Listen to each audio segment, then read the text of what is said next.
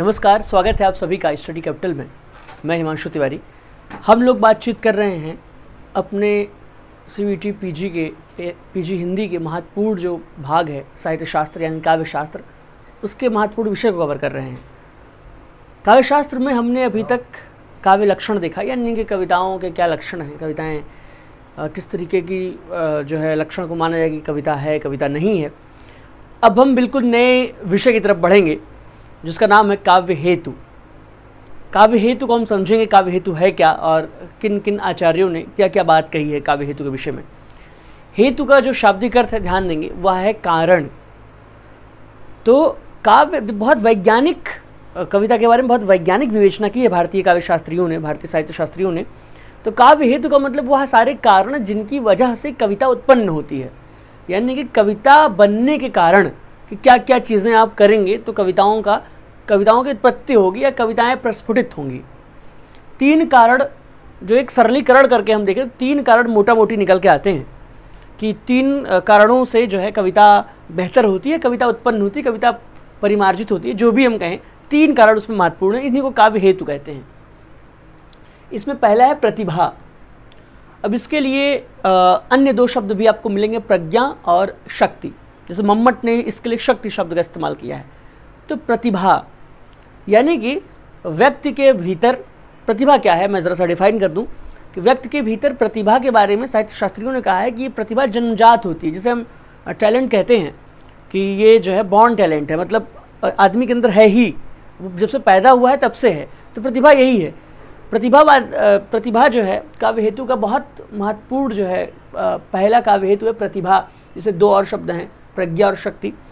प्रतिभा के संदर्भ में यही मानना है कि प्रतिभा व्यक्ति के अंदर होती है, मतलब पैदा ही होता है तब से होती है, और समय के साथ वह प्रतिभा जब निखर के आती है तो व्यक्ति कविताएं लिखने लगता है। दूसरा है व्युत्पत्ति, जिसे शास्त्र ज्ञान भी कह सकते हैं हम, और यहाँ गलत थोड़ा सा वर्तनी इसकी शुद्धि है। श्रुति, लोक विद्या, तमाम शब्द हैं। मतलब व्युत्पत्ति का शाब्दिक अगर आप देखें तो बस इतना है कि व्यक्ति को या कवि को लोक ज्ञान होना चाहिए, देश दुनिया के बारे में पता हो, बहुत सारे विषयों का अध्येता हो, परंपराओं का ज्ञान हो। मतलब प्रतिभा जो था, प्रतिभा में आपके भीतर प्रतिभा होती ही थी, और व्युत्पत्ति ज्ञान से संबंधित है। इसका व्युत्पत्ति का तात्पर्य है ज्ञान से, यानी कि आप प्रतिभावान होंगे बचपन से, या आपके भीतर प्रतिभा रहेगी ही। दूसरी चीज़, आप पढ़ेंगे लिखेंगे, बहुत सारी कविताएं पढ़ेंगे, ऋषियों आचार्यों के बारे में जानेंगे, कवियों के बारे में जानेंगे, नाटक वगैरह, मतलब सब कुछ एक ज्ञान होने का मतलब ही है व्युत्पत्ति के साथ।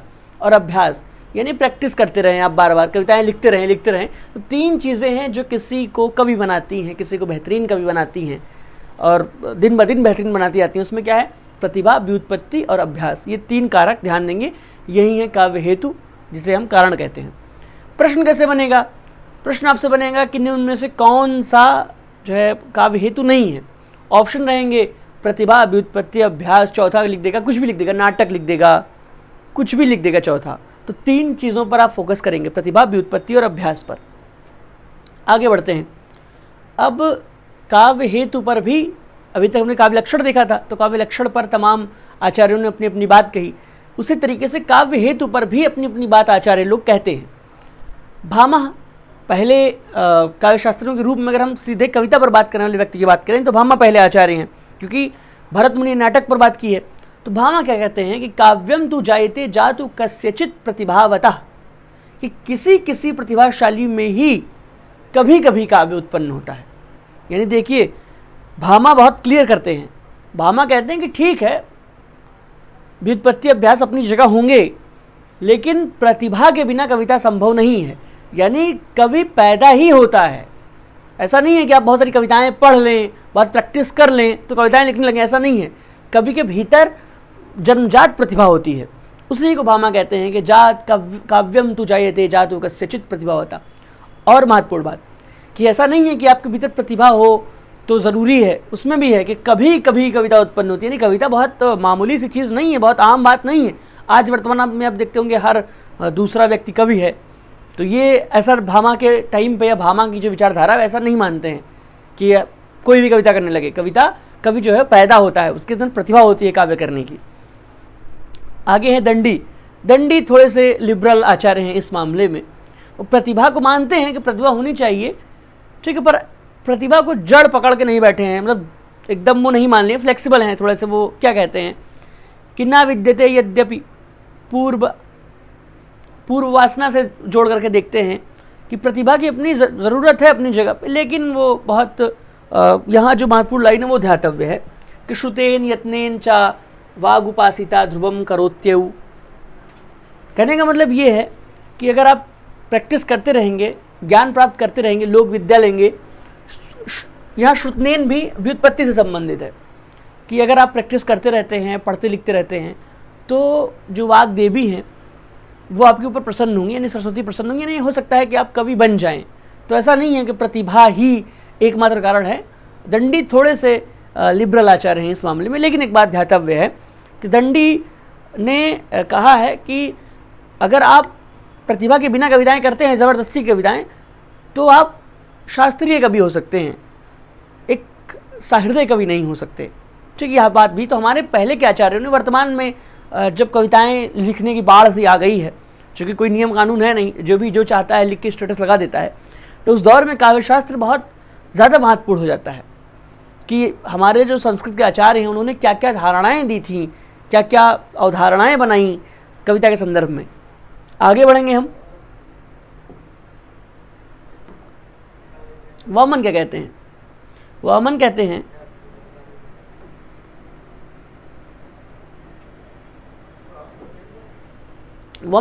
कवित्व बीजम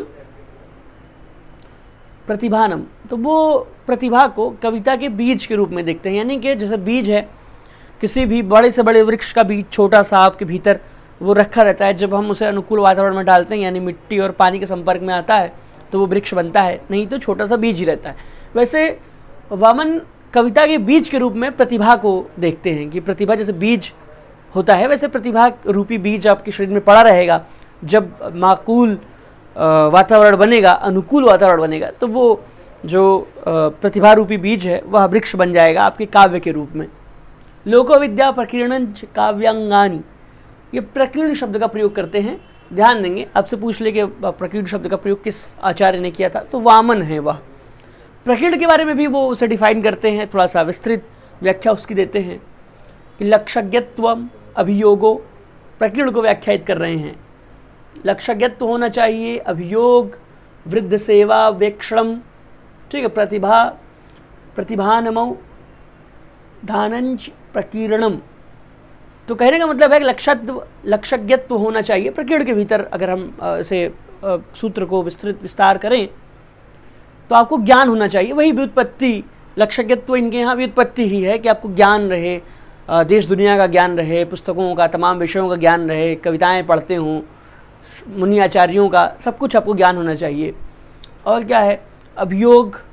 अभियोग जो है यहाँ पे है, यही अभियोगम, अभियोगो जो है यही है कि आप अभ्यास करते रहें कविताओं करने का आपको पास अभ्यास होना चाहिए। वृद्ध सेवा सत्संग, यानी कि अपने से पूर्व जो आचार्य हैं, जो गुरु हैं, उनकी सेवा करें। महान जो बड़े कवि हैं, आपके बुजुर्ग कवि हैं, उनके सामने नतमस्तक रहें। इससे क्या मतलब है कि उनकी संगति में आप रहेंगे तो जाहिर सी बात है आप भी अच्छी कविताएं करने लगेंगे। तो कुछ चीज़ें बताते हैं ये जो ज़रूरी हैं कविता करने के लिए। तो इनके प्रकीर्ण की बात हो चुकी है।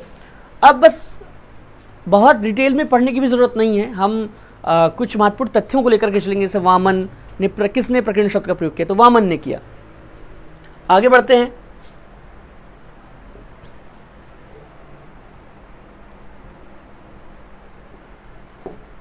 कुछ दिक्कत इसमें आ गई है, चेंज नहीं हो रहा है ये।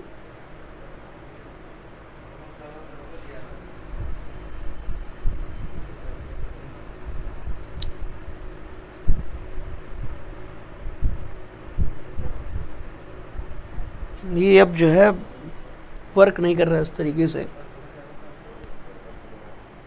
संभवतः कुछ दिक्कत हो गई है। तो कहने का मतलब ये है काव्य हेतु में हम इन्हीं तीन चीज़ों को बार बार देखते हैं। अन्य जो आचार्य हैं उन्होंने भी अपने अपने तरीके से मत प्रकट किए हैं। ज़्यादातर लोगों ने काव्य प्रतिभा पर ही बात की है। कविता के लिए जो है, कविता करने के लिए व्यक्ति के अंदर प्रतिभा होनी चाहिए। और अन्य जो इसके बाद के आचार्य हैं वह भी इसी तरीके की बातें करते हैं। अगली जो सामग्रियाँ हैं वो हम लोग अगले लेक्चर में देखेंगे। तब तक के लिए जो है विश्राम मैं आपको देता हूँ कि आप अध्ययन करते रहें। और ज़रूरी बात ये भी है कि कोर्स हमारे शुरू हो चुके हैं, स्टडी कैपिटल के क्रैश कोर्स शुरू हैं, तो शीघ्र जुड़ जाएं, जिससे परीक्षा की समुचित तैयारी आपकी हो जाए और आप किसी बड़े विश्वविद्यालय में अध्ययन करने लगे। धन्यवाद।